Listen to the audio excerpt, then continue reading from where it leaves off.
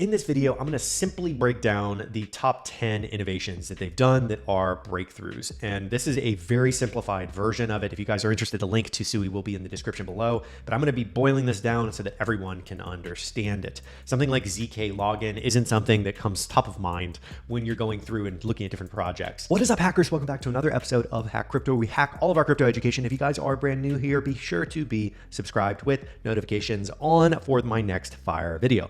Now, in this episode, I'm going to be going over Sui. I was fortunate enough to go to GDC in San Francisco earlier this year, and I got a chance to go to the Sui Gaming Summit.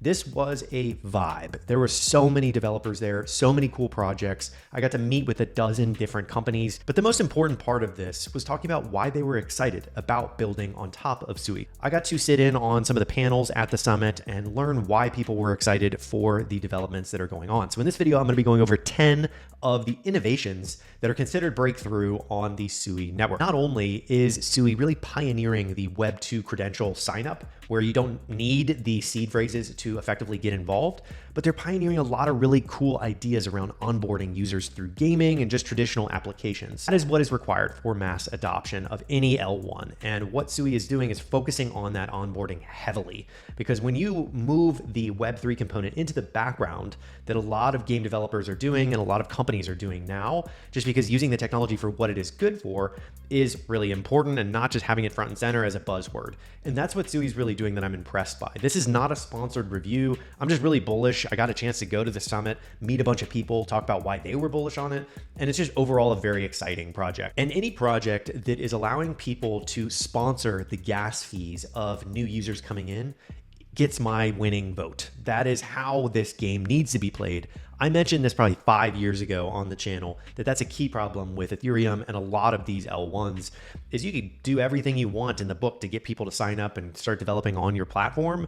But if nobody can transact immediately on there, you're just completely dead in the water. So I love that they're doing this initiative where if I sign up, I could sponsor other people to get started with just dust in their wallet, because that is the biggest barrier of getting onboarded into the Web3 ecosystem. So I'm gonna go through this from a high level from their website, just so everybody understands just these really cool innovations that they're working on. So let's jump right onto the Sui website. Here are the 9 breakthroughs in addition to the sponsoring of gas fees that I mentioned previously that I believe is the key ingredient here to onboard new users. So starting with the ZK login, it's wallet creation and authentication with web credentials. As you can see, they highlight in this GIF here, Facebook, Google, Twitch, and Microsoft.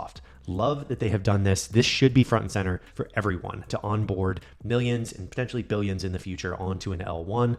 This is a key ingredient here. Move, secure, efficient, and expressive programming language.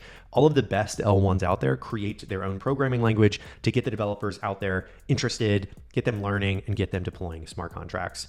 Parallel transaction processing.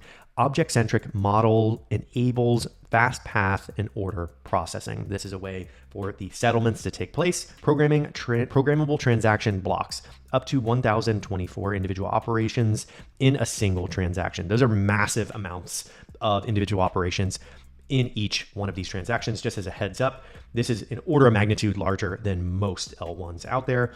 Transfer to object, establish parent-child relationship between assets. These are fundamental pieces for developers. If you guys do not understand what this is, that is okay. These are just them pushing the needle forward for developers everywhere. Now, kiosk. Creators set custom trading policies, including royalties. This is the ingredient that helps with deploying different types of tokens, different types of smart contracts, where you can have policies embedded in those, including royalties, which is a key ingredient for a lot of developers out there to get that juicy passive income or active income when you're building this. The closed loop tokens is where you can limit the token being used and set custom policies. This is where we're talking again about the custom smart contracts.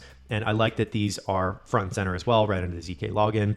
Gas pricing mechanism. This delivers predictable fees and prevents spam and DDoS attacks. I really did some research on this and I love the power of being able to prevent the DOS attacks as well as Sybil attacks and things like that. But this is a really key ingredient here for security wise on the network. Lastly, storage fund. This redistributes past transaction fees to future validators. Really great way of pulling some fees off of transactions to reward onboarding new validators to the network. Brilliant design. I love the way that they've thought through this, and just taking some of those transactions for future validators to reward them is key. I want to go over the quick high level by the numbers. The total value locked, or TVL, is 718 million. That's right. As of June 2024, 718 is huge. Transactions per second, 297,000 transactions per second. Look at how this stacks up to Solana and Avalanche and ETH. Absolutely mind-blowing. Zero gas fees paid by the user through the sponsored transaction feature. This is what I mentioned. This is the front leading functionality, I believe. It is just so cool and so well thought through to do that. Of course, zero network downtime, and you can see the average gas fee per transaction in USD on Sui, and then also the transactions per epoch. So the transactions are going up through the roof, and then the fees are trending downward. You can see here in USD. Of the active wallets, there are 8 million, which is a big number for this project. And of course, the 100 million that has been bridged in USDC. So stablecoins are the lifeblood of a lot of these networks, and getting that bridged over is fundamental. So love this graph showing transactions going up, gas fees going down. Amount coming into the network is 100 million from other networks, and 297 transactions per second. That is dramatically different than Solana and Avalanche. Big numbers and zero gas fees paid by the user is just such a winning ingredient and winning mixture. Their security using Move, of course, increases and fosters experimentation. That is the programming language. The network capacity scales just like the cloud. And of course, you have, once again, the web credentials, not seed phrases, for faster onboarding. Love this. It offers what Web3 gamers want, which is Web3 abstraction. That is right. This was the #1 trend at GDC. Everyone was talking about Web3 abstraction. Near instant transactions, unlimited scalability, and predictably low costs. This allows for developers to have full control over their transfer policies. Web3 abstraction will be the biggest trend in the Web3 gaming space over the next 10 years. That is it for my overview of Sui. As a full disclosure, I do own some Sui. They're listed on Coinbase and huge exchanges. They've been around for a while. They're like a top 50 ranked coin on CoinMarketCap.